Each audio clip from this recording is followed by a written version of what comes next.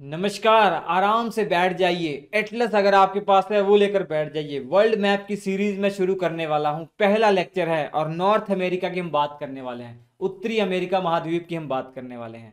ये पूरा video series देखने के बाद वर्ल्ड मैप के आप राजा हो जाएंगे, ये मेरी गारंटी है। क्योंकि इतनी सिंपल तरीके से मैं आपको बताऊंगा ना, चाहे आप किसी भी एग्जाम की तैयारी कर रहे हो, यूपीएससी, स्टेट पीएससी या किसी भी गवर्नमेंट एग्जाम की, उसके लिए बेनिफिशियल होने वाला है। और ऐसे नहीं आपको कुछ रटना पड़ेगा। अरे यार, ज्योग्राफी रटने वाली चीज ही नहीं है, समझने वाली चीज है। और इतना आनंद आता है कि भैया सब कुछ दिखता है वर्ल्ड मैप में।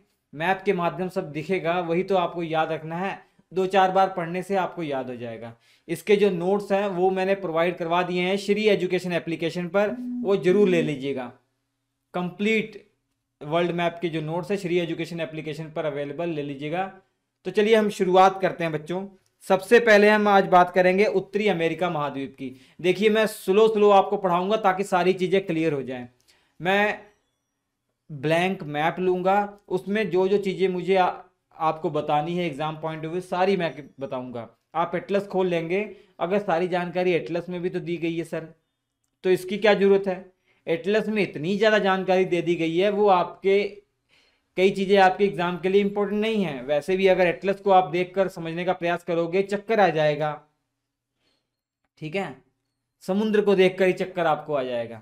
तो इसलिए जो जो चीज़ें जरूरी हैं ब्लैंक मैप के माध्यम से मैं बताऊंगा।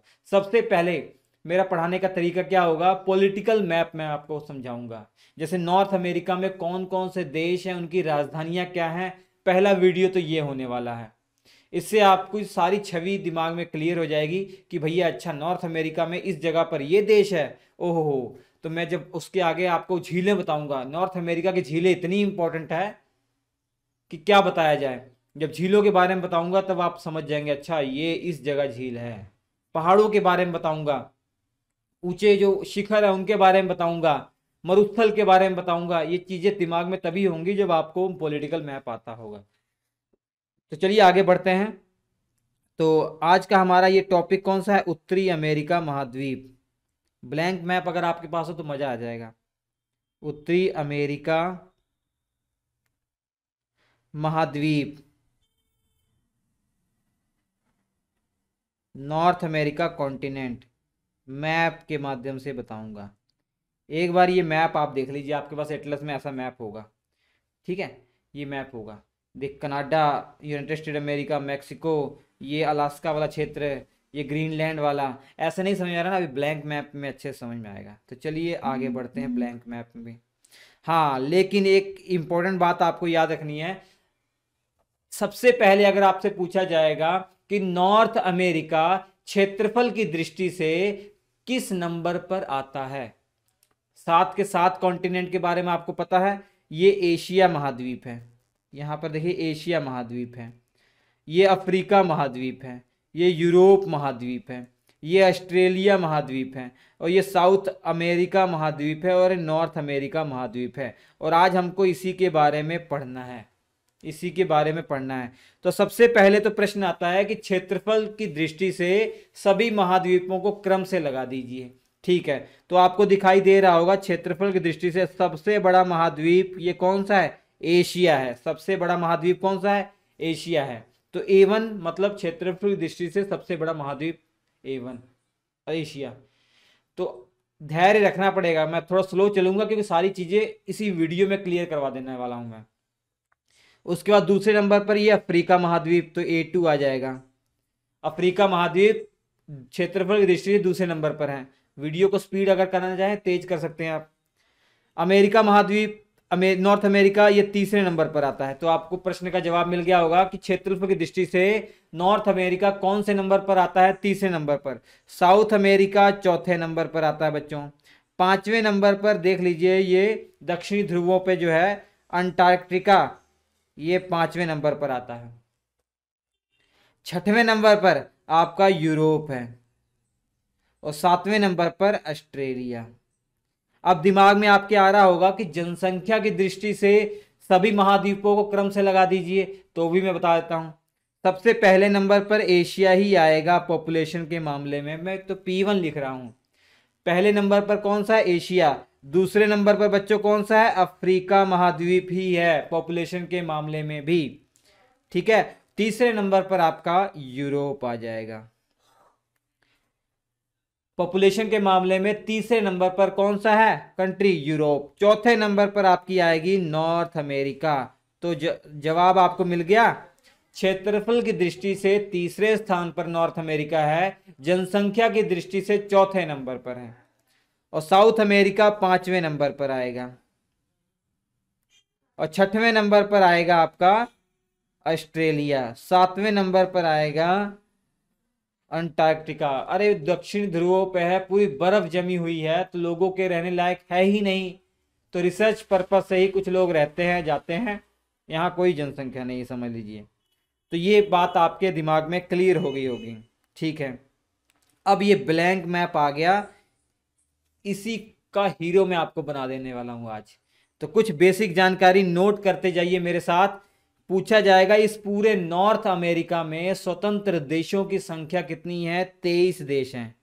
कितने देश हैं? 23 देश हैं टोटल।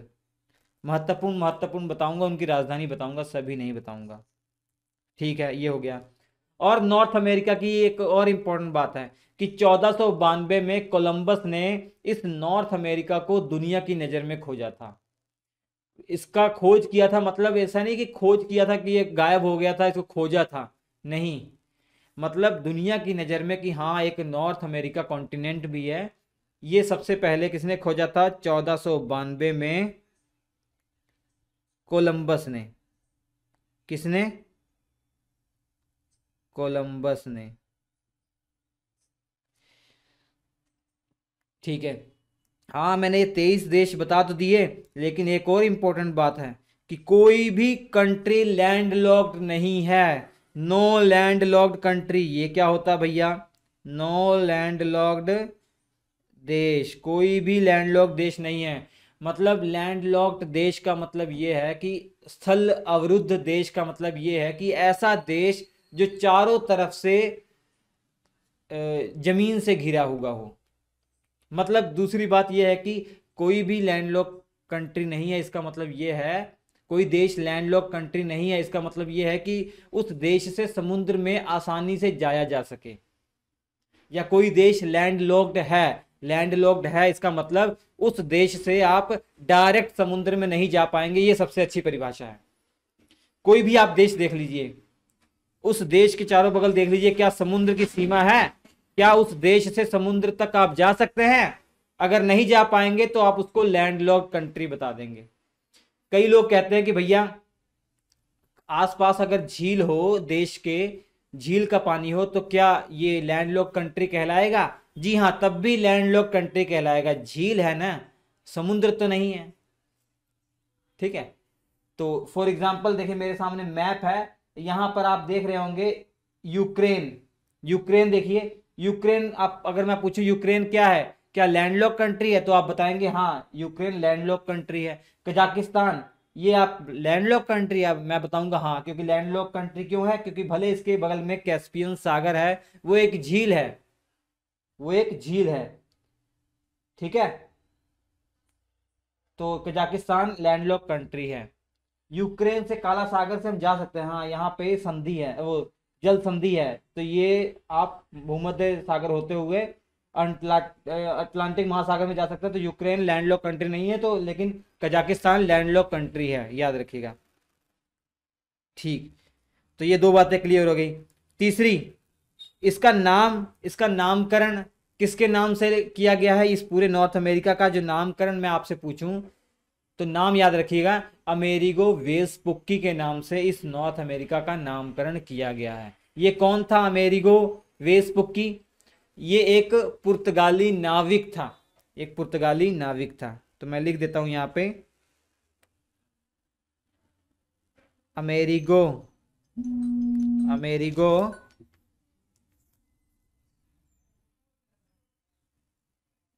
वेस्पुक्की। ये कौन था? पुर्तगाली नाविक था,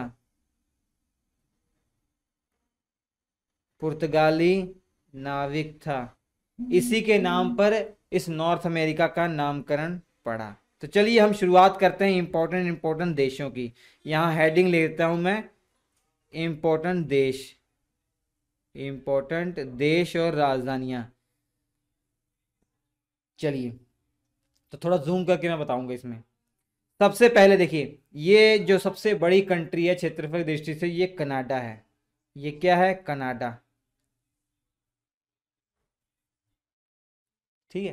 कनाडा की राजधानी ओटावा है। कहाँ पर है? यहाँ पर आप देखेंगे इसकी राजधानी है ओटावा। ओटावा इसकी राजधानी है। ठीक है। यहाँ पर एक क्षेत्र पड़ता है, ये देखिए अलास्का है, ये अलास्का, ये यूएसए का पार्ट है। ये जो अलास्का है ना, ये यूएसए का पार्ट है। ये पहले रशिया का पार्ट हुआ करता था। अगर आप पूरा मैप देखेंगे तो आप देखेंगे यहाँ पर ये रूस की ज़मीन है, ये रूस है, एशिया का पार्ट है। एशिया के अंदर जो रशिया है, रूस, उसी की ये भाग है। तो रशिया का ही भाग हुआ करता था अलास्का, लेकिन इसको रशिया ने अमेरिका को दे दिया। कब दिया ये भी महत्वपूर्ण है, तो मैं लिख देता हूँ यहाँ पे 1867 में।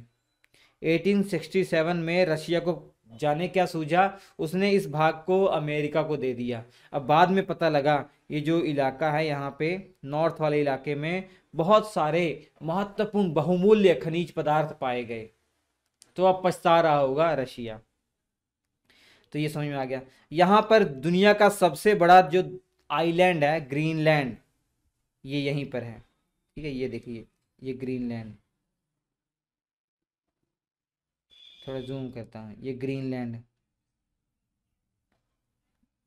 ग्रीनलैंड ये पूरा है, ये बाउंड्री नहीं है। ठीक है, ये ग्रीनलैंड, ये दुनिया का सबसे बड़ा आइलैंड है। पूछा जाएगा कौन सा है, द्वीप कौन सा है? ग्रीनलैंड। ये डेनमार्क के कब्जे में है।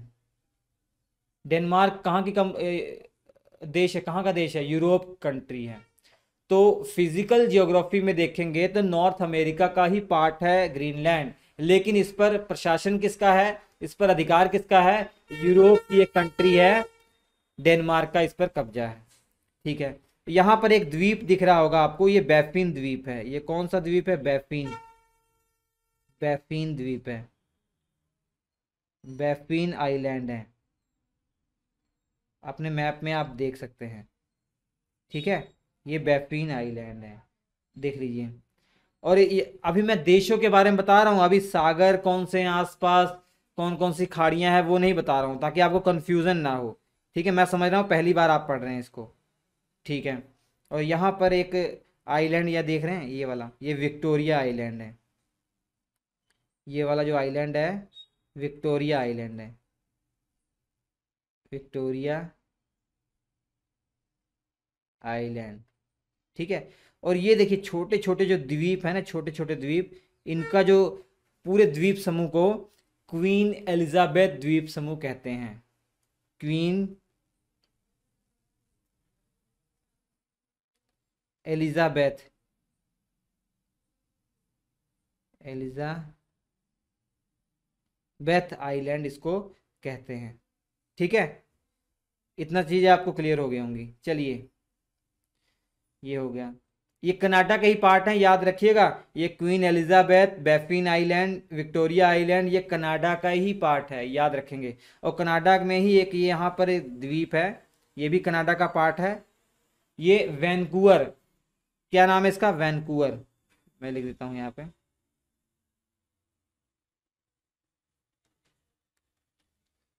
पेन का साइज थोड़ा छोटा कर देते हैं। वैनकूवर आइलैंड है, वैनकूवर आइलैंड है। ठीक है। और इसके बाद ये आपकी कंट्री यूएसए, आपको पता ही है ये कौन सी कंट्री है, यूएसए। और यूएसए की जो राजधानी है वाशिंगटन डीसी है। यूएसए की राजधानी क्या है? Washington DC.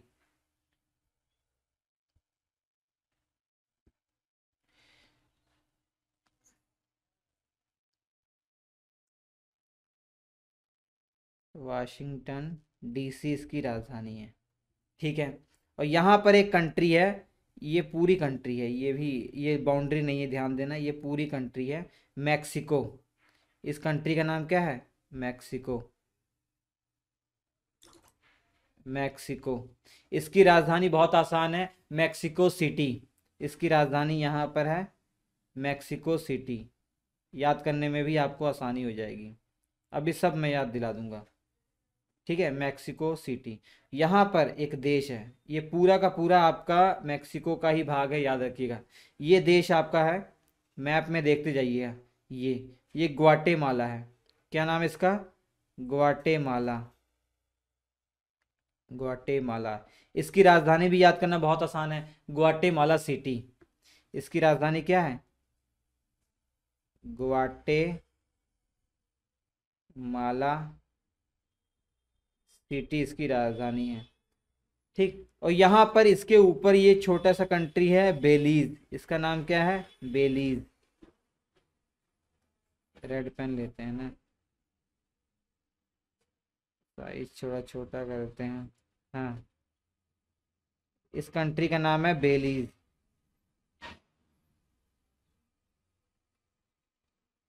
इसका कंट्री का नाम याद रखना भी, इसका कंट्री का मतलब जो इसका राजधानी है वो भी याद करना बहुत आसान है, बेल मोपन या बेल मोपान। तो बे से बे, वो भी इसी से शुरू हो रहा, बेल मोपान। राजधानी क्या हो जाएगी? बेल मोपान। बेल मोपान। बेलीज की राजधानी क्या है? बेल मोपान। बेल और पान, बीच में मो लगा दो, ठीक है, बेल मोपान। तो ये आपका है, ये एल साल्वाडोर। ये कंट्री का नाम क्या है? El Salvador. El Salvador. इसकी राजधानी भी याद करना बहुत आसान है, एल की जगह सान लगा दो, सान साल्वाडोर। सान साल्वाडोर। अब एल साल्वाडोर और बेलीज, ये दो ऐसी कंट्री हैं जो केवल एक ओर से समुद्र से घिरी हुई हैं, जिनके केवल एक तरफ समुद्र है। इन दो कंट्रियों को छोड़कर बाकी सभी कंट्रियां नॉर्थ अमेरिका की, वो कम से कम दो दिशाओं में समुद्र से तो घिरी हुई हैं। देख लीजिए, ढूंढ लीजिए, केवल यही है बेलीज और एल साल्वाडोर, केवल एक तरफ से समुद्र से लगी हुई है इनकी सीमा। बाकी जितनी कंट्रियां हैं वो सारी की सारी कंट्रियां कम से कम दो या दो से अधिक सीमाओं से लगी हुई हैं पानी से। ठीक है, तो याद आ गया। यहाँ पर एक कंट्री देख रहे हैं आप, इसके बगल में, एल साल्वाडोर के बगल में ये होंडुरस है। ठीक है, यहाँ लिखता हूँ मैं, होंडुरस। होंडुरस। इसकी राजधानी भी आपको याद रखना पड़ेगा, टेगुसिगल्पा। क्या राजधानी है? टेगुसिगल्पा। टेगुसिगल्पा। ठीक, अब यहां पर एक देश है निकारागुआ, उसके बगल में। क्या नाम है? निकारागुआ। निकारागुआ। तो निकारागुआ की राजधानी याद करना बहुत ही आसान है, ये आगे जो निकारा है इसको हटाकर माना लगा दीजिए, तो राजधानी क्या हो जाएगा? मानागुआ। मानागुआ इसकी राजधानी हो जाएगी। इसके बाद इसके बगल में आपको जो कंट्री दिखाई दे रही है ना, वो कोस्टा रिका है। क्या नाम है इसका? Costa Rica. Costa Rica. ठीक है, कोस्टा रिका। सैन जोस इसकी राजधानी है, सैन जोस। सैन जोस इसकी राजधानी है। और यहाँ पर आखिरी जो कंट्री यहाँ दिखाई दे रही है, इस मुख्य भूमि पर, नॉर्थ अमेरिका के मुख्य भूमि पर टोटल 10 कंट्रियों का नाम आपको याद रखना है, और ये आपका है पनामा। पनामा। और इसके जस्ट दक्षिण में शुरू हो जाता है दक्षिणी अमेरिका। और पनामा में एक नहर है, यहाँ एक नहर बहती है जिसे पनामा नहर के नाम से जानते हैं। तो पनामा नहर व्यापार की दृष्टि से बहुत बहुमूल्य है, बहुत ही इंपॉर्टेंट है। अभी मैं मैप में दिखाऊंगा, समझ में आ जाएगा। और पनामा की राजधानी भी आसान है, पनामा सिटी। Panama city. अब यहाँ पर देखने का प्रयास कीजिए, ये वर्ल्ड मैप में। अब नॉर्थ अमेरिका के इधर देखिए कौन सा सागर है, कौन सा महासागर है? अटलांटिक महासागर। और यहाँ पे पैसिफिक ओशियन, पैसिफिक महासागर। प्रशांत महासागर। अगर किसी जहाज को, किसी पानी वाली जहाज को अटलांटिक महासागर से पैसिफिक महासागर में आना होता था पहले, तो वो ये पूरा साउथ अमेरिका घूमकर ऐसे आया करते थे। तो इससे बहुत समय खर्च होता था, फ्यूल खर्च होता था, बहुत ज़्यादा नुकसान होता था। लेकिन 1914-15 के बाद से क्या हुआ, यहाँ पर नॉर्थ अमेरिका और साउथ अमेरिका के बीच में जो यहाँ देश है पनामा, यहाँ पर पनामा नहर बना दी गई है। अब पनामा नहर क्या है, ये पनामा नहर नॉर्थ जो आपका ये प्रशांत महासागर है और अटलांटिक महासागर है, इसको जोड़ देता है। तो पानी वाली जो जहाज़ें हैं अब यहाँ से डायरेक्ट चली जाती हैं। तो व्यापार की दृष्टि से बहुत ही इंपॉर्टेंट है, ये दिमाग में अपने रखिएगा। ठीक है, तो ये मेन मेन कंट्रियां आपने मुख्य भूमि पर पढ़ ली। अब कुछ आइलैंड है उनके बारे में भी देख लीजिए। ये बड़ा सा आइलैंड आपको दिखाई दे रहा होगा, ये क्यूबा है। इसका क्या नाम है, क्यूबा। ठीक है, इसका नाम क्या है, क्यूबा। अब क्यूबा की राजधानी हवाना है, याद रखिएगा, हवाना, हवाना याद हो जाएगा। और यहाँ पर एक कंट्री दिखाई दे रही है आपको, ये जमाइका। ये कंट्री है जमाइका, जमाइका। इसकी राजधानी है किंगस्टन, किंगस्टन इसकी राजधानी है। जो पेन ड्राइव किंगस्टन कंपनी की होती है, ऐसे ही आप याद कर सकते हैं। और यहाँ पर ये आइलैंड दिखाई दे रहा है, इसमें दो देश हैं। ये है हैती, इस देश का नाम हैती, और इस देश का नाम है डोमिनिकन रिपब्लिक, डोमिनिकन रिपब्लिक। सब याद हो जाएगा आपको, बस आप लिखते रहिए। जब तक इसको लिखेंगे नहीं या अपने एटलस पे मार्क नहीं करेंगे तब तक याद नहीं रहेगा आपको। ठीक है, हैती, हैती की जो राजधानी है बहुत आसान याद करना है, पोर्ट ओ प्रिंस, पोर्ट ओ प्रिंस, ऐसे याद रख सकते हैं। ठीक है, पोर्ट ओ प्रिंस इसकी राजधानी है। हैती की राजधानी क्या है, पोर्ट ओ प्रिंस, याद रख सकते हैं। और डोमिनिकन रिपब्लिक की राजधानी भी आपको याद रखना आसान है, सेंटो डोमिनिगो। तो इसको याद रख सकते हैं क्योंकि इसमें डोमिनिकन आ रहा है और राजधानी में भी डोमिनिगो आ रहा है, तो याद रखना आसान हो जाएगा। सेंटो डोमिनिगो, सेंटो डोमिनिगो इसकी राजधानी हो जाएगी। ठीक है, और यहाँ पर एक स्थान है, ये अमेरिका के कब्जे में है, प्यूरिटो रिको, प्यूरिटो रिको इसकी राजधानी है। राजधानी इंपॉर्टेंट नहीं है, मैं बता दे रहा हूँ, सान जुआन, सान जुआन। ठीक, और यहाँ पर एक आइलैंड का ग्रुप है, देख रहे हैं आप, ये आइलैंड का ग्रुप है। ये है, पूरे द्वीप समूह को बहामास द्वीप समूह कहते हैं। क्या बोलते हैं इसको, बहामास द्वीप समूह, बहामास आइलैंड्स।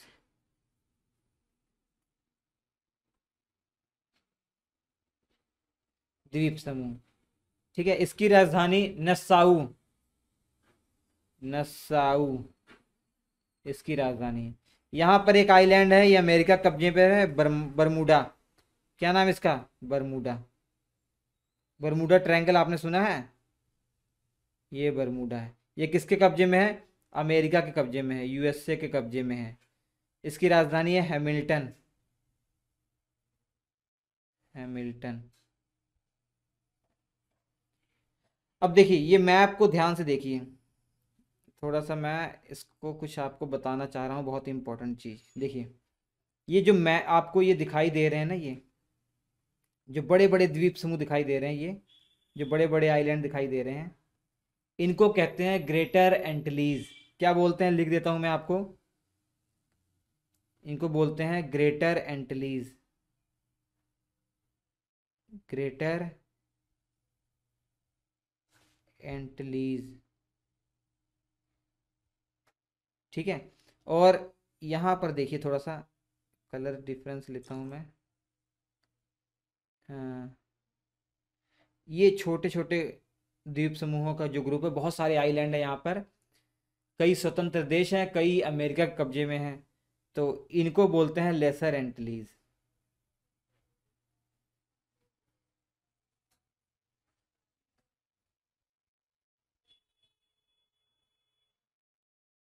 ठीक है, इनको क्या बोलते हैं, लेसर एंटिलीज, याद हो जाएगा। और एक और इम्पोर्टेंट चीज़ मैं आपको बताना चाहूँगा कि ये देखिए, ये अमेरिका है, अमेरिका का ये राज्य है फ्लोरिडा, इसका नाम क्या है, फ्लोरिडा, फ्लोरिडा। और ये बरमूडा है, यहाँ पर देखिए ये बरमूडा है, ये फ्लोरिडा है। ये जो प्रायद्वीप क्षेत्र है ना, ये प्रायद्वीप, प्रायद्वीप क्या होता है, ऐसा भूखंड जो तीन ओर से पानी से घिरा हुआ हो, जैसे हमारे पृथ्वी का प्रायद्वीपीय भाग तीन ओर से पानी से घिरा हुआ है, ऐसे ही ये भी तीन ओर से समुद्र से घिरा हुआ है पानी से, तो ये प्रायद्वीप है फ्लोरिडा, ये राज्य है। तो एक पॉइंट यहाँ पर, एक बरमूडा, और यहाँ पर प्यूर्टो रिको, इन तीनों को अगर मिला दिया जाता है यही कहलाता है बरमूडा ट्रायंगल। कौन सा पेन लूँ, हाँ ये बरमूडा ट्रायंगल क्या है, ये बरमूडा आइलैंड को फ्लोरिडा से मिला दिया जाए और फ्लोरिडा को प्यूर्टो रिको से मिला दिया जाए और एक ट्रायंगल बना दिया जाए, इसी को क्या बोलते हैं, बरमूडा ट्रायंगल बोलते हैं। इसको क्या बोलते हैं, बरमूडा ट्रायंगल। ये वही स्थान है जहाँ पर ये माना जाता है कि इस एरिया में जितने भी जहाज पानी वाली आए चाहे प्लेन आए, वो गायब हो जाते हैं, रहस्य बना हुआ है। हालांकि कई इतिहासकार, कई साइंटिस्टों ने बता दिया है कि भैया ये कोई मिस्ट्री वाला प्लेस नहीं है, ये लोगों की नज़र में यहाँ पर दो चार घटनाएं क्या हो गई हैं कि लोगों ने यहाँ पर इतना दिमाग केंद्रित कर दिया है कि कोई भी घटना होती है तो हवा बना दिया है। हालांकि इस पर रिसर्च चल रहा है। तो यही है बरमूडा ट्रायंगल, बरमूडा ट्रायंगल। ठीक, तो ये इतनी चीज़ें आप याद रखिए। उसके बाद देखिए, ये पूरा उत्तरी अमेरिका पे आप अगर गौर करेंगे तो एक रेखा गुजरती है, कर्क रेखा, कर्क रेखा, ये मैं बताता हूँ इसको। कर्क रेखा कहाँ से गुजरती है, ये मैक्सिको से गुजरती है, मैक्सिको से, और फ्लोरिडा और क्यूबा के बीच से होकर गुजरती है। मैक्सिको, तो किस देश से निकलती है कर्क रेखा, मैक्सिको से ही, केवल मैक्सिको का नाम याद रखेंगे आप, ये कर्क रेखा है,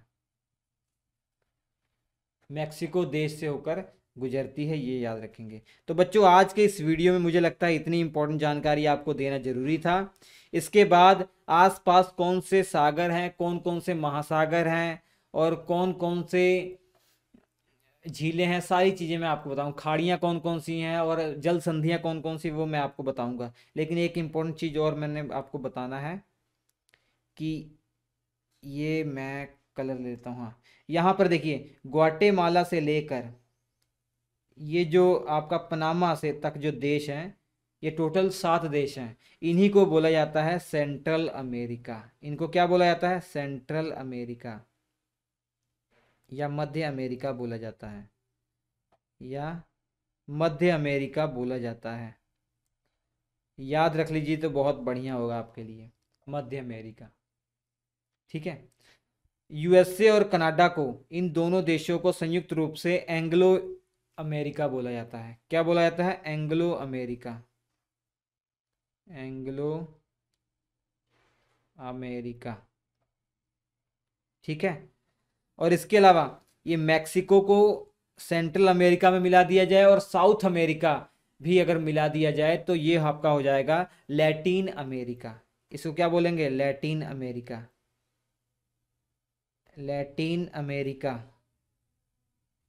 लैटिन अमेरिका क्या है, साउथ अमेरिका पहली बात, एक महाद्वीप पूरा, और उसमें सेंट्रल अमेरिका को मिला दिया जाए, ये 7 देश सेंट्रल अमेरिका, और इसके अलावा मैक्सिको को भी मिला दिया जाए, और इसके अलावा कई बड़े बड़े जो आइलैंड हैं, क्यूबा, हैती, इन जमाइका, इन सबको मिलाकर ये क्या बन जाता है, लैटिन अमेरिका बन जाता है। इनको लैटिन अमेरिका कहा जाता है। तो बच्चों ये पॉलिटिकल मैप था। इसके बाद सागर, महासागर और खाड़ियाँ, आसपास कौन कौन सी है वो मैं बता दूंगा। इसके जो क्लास नोट है श्री एजुकेशन पर अवेलेबल है, देख लीजिए। मैंने ब्लैंक मैप से वही चीज़ें बताई हैं जो आपको याद रखनी है। ठीक है, तो आपको क्लियर हो गया होगा। भले वीडियो लंबे लंबे बनेंगे लेकिन सारी बातें क्लियर हो जाएंगी। तो रिवीजन एक बार कर लेते हैं। ये कनाडा है आपका सबसे बड़ी कंट्री, देख लीजिए कनाडा। इसकी राजधानी ओटावा। अलास्का ये अमेरिका का ही भाग है। कनाडा के अंदर बहुत सारे इंपॉर्टेंट आइलैंड हैं। बेफिन आइलैंड है, ठीक है, और विक्टोरिया आइलैंड है, और ये कई सारे आइलैंड का ये ग्रुप है। क्वीन एलिजाबेथ आइलैंड, ग्रीनलैंड ये सबसे बड़ा, दुनिया का सबसे बड़ा आइलैंड है, द्वीप है। और इसके बाद अमेरिका, इसकी राजधानी वाशिंगटन है। मैक्सिको की राजधानी मैक्सिको सिटी है। ये लाइन नहीं, पूरा देश ही है। उसके बाद ये देश यहाँ पर देख रहे हैं आप, ग्वाटेमाला है। और बेलीज, इसकी राजधानी बेलमोपान है। और ग्वाटेमाला की राजधानी ग्वाटेमाला सिटी है। उसके बाद ये एल साल्वाडोर, एल की जगह सान साल्वाडोर इसकी राजधानी हो जाएगी। ये आपका होंडुरस है, होंडुरस की राजधानी टेगुसिगल्पा हो जाएगी। यहाँ पर आपका ये तीन और देश हैं इंपॉर्टेंट, याद रख लीजिए। निकारागुआ, तो निकारा हटा के माना लगा दीजिए, मानागुआ हो जाएगी। ये कोस्टा रिका, ये सैन जोन्स इसकी राजधानी हो जाएगी। पनामा, पनामा सिटी राजधानी हो जाएगी। मुझे लगता है 3-4 ही राजधानियाँ ऐसी हैं जो याद रख सकते हैं, बाकी तो आसान है। यहाँ पर क्यूबा, इसकी राजधानी हवाना, ठीक है। और यहाँ पर जमाइका, पेनड्राइव किंगस्टन से याद रख सकते हैं आप। यहाँ पे दो देश हैं हैती, पोर्ट ओ प्रिंस, पोर्ट बंदरगाह ओ प्रिंस, ऐसे याद रख सकते हैं। डोमिनिकन रिपब्लिक सेंटो डोमिनिगो, डोमिनिगो और डोमिनिकन से आप इक्वलेट करके याद रख सकते हैं। प्यूर्टो रिको, सान जुआन ये अमेरिका कब्जे में है। और ये कई सारे यहाँ पर ग्रुप, ये आइलैंड के ग्रुप हैं। इसे लेसर एंटलीज कहते हैं। और इसी लेसर एंटलीज में एक आइलैंड है जो इस नॉर्थ अमेरिका का सबसे छोटा देश है, सेंट किट्स एंड नेविस। मैं लिख देता हूँ, यहीं पर है एक एक आइलैंड, एक देश है, Saint Kitts and Nevis. Saint Kitts and Nevis द्वीप समूह है, ठीक है। सबसे छोटा देश, सबसे छोटा देश। अगर आप पूछेंगे इसकी कैपिटल, तो बेसेट्रे कैपिटल है इसकी, बेसेट्रे, ये भी याद रख सकते हैं। तो ये पॉलिटिकल मैप आपको मैंने याद दिला दिया। ये बरमूडा ट्रायंगल क्या है, ये बरमूडा जो आइलैंड है आपका, और अमेरिका का जो राज्य फ्लोरिडा, और ये प्यूर्टो रिको, इन तीनों को मिलाकर जो ट्रायंगल बन रहा है यही है क्या, बरमूडा ट्रायंगल। यहाँ पर बहामास है, कई सारे आइलैंड का ग्रुप। तो ये सब बातें आप याद रखिए। वीडियो अच्छा लगा होगा मुझे पूरी उम्मीद है। लाइक ज़रूर कीजिएगा बच्चों। हम आपसे मिलेंगे अगले एपिसोड में, तब तक के लिए नमस्कार।